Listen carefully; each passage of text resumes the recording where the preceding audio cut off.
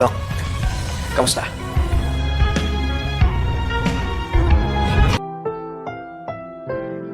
Ang susunod na programa ay rated PG. Ito ay nangangailangan ng patnubay at gabay ng magulang para sa mga batang manonood. Ikaw ang bawat sana sa lahat ng hiling sa hirap.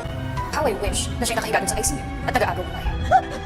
Unti-unti nang lumilitaw ang tunay na ugali nitong si Justin na anak nitong si Giselle. Akalain mo ba namang sabihin ito sa kanyang kausap sa telepono na sana daw ay ang kanyang inang si Giselle na lang ang nakahiga dun sa stretcher at naghihingalo? Hindi daw deserve ng kanyang lolo Pepe ang pagkakakomatose nito at mas deserve pa nga daw ng kanyang inang nang iwan sa kanya. Pero masisisi ba natin si Justin kung bakit gano'n na lang ang galit niya sa kanyang nanay na si Giselle dahil nga sa pinamigay siya nito na bagamat naging maganda naman ang kanyang buhay sa kamay ng bago niyang pamilya, ay masakit pa rin para sa kanya na malamang ampon lang siya at malamang dahil lamang sa napakababaw na dahilan ay inabando na siya ng kanyang sariling ina. Sa kabilang banda, kahit pa ban itong si Moira ay pilit pa rin itong pupunta sa Apex. Pero ayaw naman kay Moira ay hahatidan niya lang naman daw ng pagkain ang kanyang anak na si Zoe. Nas if naman talagang concerned siya sa kanyang anak na ang totoo lang naman ay makikichika lang siya kung humihinga pa ba si Lolo Pepe. At pangasar pa ni Moira kay Giselle na hindi naman daw nito mararamdaman at mararanasan ang pagiging ina